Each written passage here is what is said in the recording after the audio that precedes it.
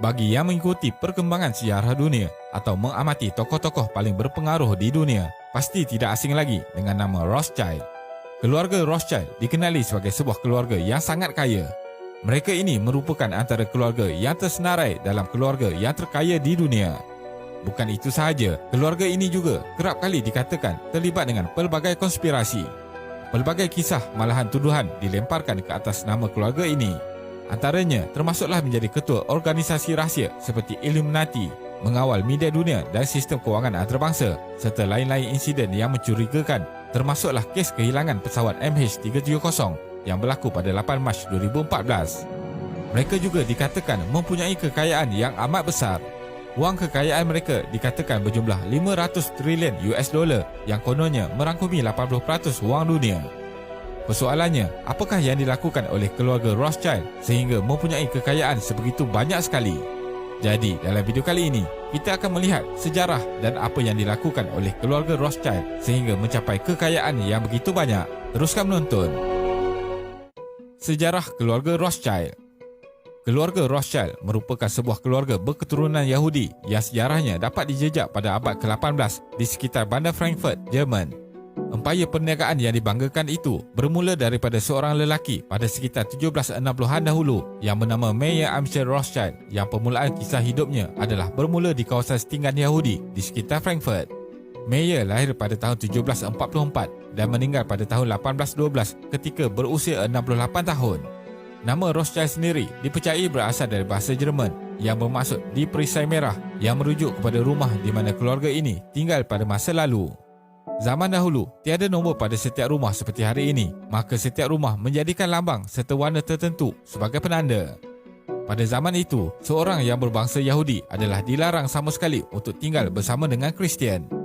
Apabila tinggal di kawasan setinggan, Rothschild tidak memiliki kualiti kehidupan yang dimiliki oleh kebanyakan orang pada zaman itu. Rothschild terpaksa tinggal dalam sebuah rumah yang turut dihuni oleh 30 orang ahli keluarganya. Harapan orang tuanya untuk Rothschild menjadi seorang rabi tidak kesampaian. Sebaliknya, Rothschild nampaknya lebih berminat untuk menyertai bidang kewangan. Kemudian pada usianya 13 tahun, dia menjadi perantis di sebuah bank di Hanover. Dari situlah Rothschild mula belajar selok-belok ilmu kewangan daripada banker-banker senior yang lebih berpengalaman daripadanya. Banker yang menjadi guru kepada Rothschild ini bukanlah calang-calang orangnya. Ada antara mereka yang merupakan seorang Kotju, satu jawatan atau kedudukan untuk para banker yang menjadi penasihat kepada para bangsawan dalam urusan berkaitan dengan kewangan dan perbankan. Pada zaman itu, banyak orang Yahudi yang dilantik dalam urusan perbankan kerana agama Kristian melarang sebarang bentuk urusan pinjaman duit yang menganiaya peminjam. Jadi urusan-urusan seperti itu banyak dilakukan oleh orang Yahudi. Dengan kata mudah, pinjaman berbentuk riba dilarang oleh agama Kristian. Melalui urusan dengan keluarga bangsawan Eropah yang berkuasa dan melalui amalan riba, Meyer Rothschild dengan pantas berjaya mengumpul kekayaan yang luar biasa. Pada tahun 1769, akhirnya titik peluh Rothschild terbayar juga apabila dia dianugerahkan kedudukan Kotju. Setahun kemudian, beliau mendirikan rumah tangga dengan anak seorang salah Kotju yang berjaya dan dianugerahkan 5 orang anak lelaki. Mereka inilah yang kemudiannya memainkan peranan penting dalam menubuhkan industri perbankan yang penting dalam 5 buah negara utama Eropah, iaitu di Jerman, Austria, Britain, Itali dan Perancis. Perkahwinan sesama ahli keluarga. Seperti keluarga diraja, perkahwinan antara ahli keluarga bagi menjaga keturunan dan kekayaan adalah perkara lazim bagi keluarga ini. Bagi mengekalkan kekayaan luar biasa tersebut dalam keluarga mereka sahaja, Rothschild memaksa anak-anaknya untuk mengatur perkahwinan keturunan mereka sesama keluarga mereka sahaja. Anak lelakinya akan dikahwinkan dengan sepupu-sepupu mereka. Bahkan perkahwinan antara anak saudara atau sesama sendiri juga berlaku dalam keluarga Rothschild. Ini dilakukan demi menjaga harta kekayaan dan memastikan semua yang mereka miliki hanya berlegar dalam keluarganya sahaja tanpa ada campur tangan pihak luar. Rothschild berpendapat bahawa ini adalah cara terbaik bagi menjaga harta keluarga daripada tangan orang luar. Sejak daripada itu, keluarga Rothschild terus-menerus membina kekayaan dan berkhidmat sebagai banker di negara-negara Eropah, serta mereka turut memainkan peranan dengan menyalurkan dana ketika konflik besar dunia berlaku seperti Revolusi Perancis dan kedua-dua Perang Napoleon. Bukan itu sahaja, mereka juga terlibat dengan membiayai projek-projek besar seperti pembinaan terusan Suez dan juga pernah sekali menyelamatkan Bank of England daripada bankrupt. Bahkan anak ketiga Rothschild merupakan individu penting dalam membantu Brazil mendapatkan kemerdekaan daripada Portugal pada awal kurun ke-19. Nathan telah membayar sebanyak 2 juta kepada Portugal bagi pihak Brazil sebagai penghormatan bagi Portugal mengakhiri peperangan tersebut. Keluarga Rothschild pada abad ke-21. Umum mengetahui bahawa kebanyakan keturunan keluarga Rothschild banyak memegang jawatan tinggi dalam industri perniagaan dan perbankan di seluruh dunia. Namun kebiasaannya, memang kebanyakan keluarga aristokratik seperti Rothschild memegang jawatan-jawatan tinggi berbanding orang biasa. Tetapi malangnya, perkembangan zaman memberitahu kita bahawa keluarga ini kini tidaklah berkuasa seperti yang digembar-gemburkan. Cawangan Bank Rothschild di Naples, Itali telah pun ditutup pada tahun 1863. Kekurangan waris lelaki telah membuatkan cawangan mereka di Frankfurt juga ditutup pada tahun 1901.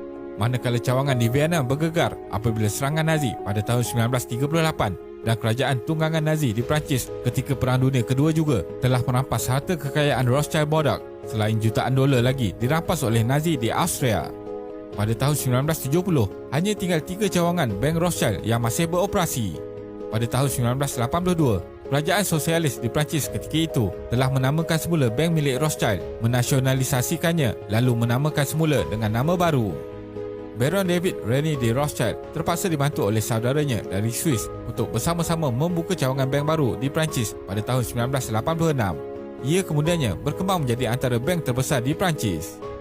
Cawangan bank di England dan Perancis ini kemudiannya disatukan pada tahun 2003, manakala pada tahun 2008 pula menyaksikan bagaimana ketiga-tiga bank ini yang dulu terpisah akhirnya berada di bawah satu entiti.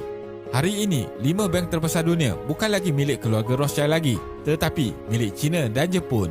Manakala Bank Rothschild di England dan Perancis hari ini hanyalah satu entiti kecil dalam dunia kewangan. Berdasarkan laporan, ahli keluarga Rothschild yang paling berjaya hari ini ialah Benjamin D. Rothschild setakat ini.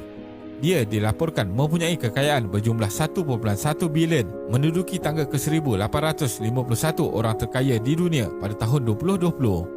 Keluarga Rothschild hari ini nampaknya lebih jauh ketinggalan dengan kelahiran keluarga-keluarga jutawan di seluruh dunia dalam era baru. Ini bermakna zaman kegemilangan mereka sudah lama berlalu. Jadi, persoalan mengenai keluarga ini memiliki wang kekayaan sebanyak 500 trilion yang disebarkan mungkin boleh dipersoalkan kerana mereka kini bukanlah lagi pemain utama dalam pentas kewangan dunia. Kesimpulannya, dakwaan konspirasi terhadap keluarga Rothschild sentiasa akan ada setiap masa. Sememangnya, terdapat daripada golongan ini agak berahsia dalam mendedahkan sesuatu perkara dan ini menyebabkan ia sukar dibuktikan dengan data yang kukuh. Benar atau tidak konspirasi ini, itu terpulanglah kepada mereka yang mendengar dan mempercayainya kerana ia bukanlah mustahil. Terima kasih kerana menonton dan jangan lupa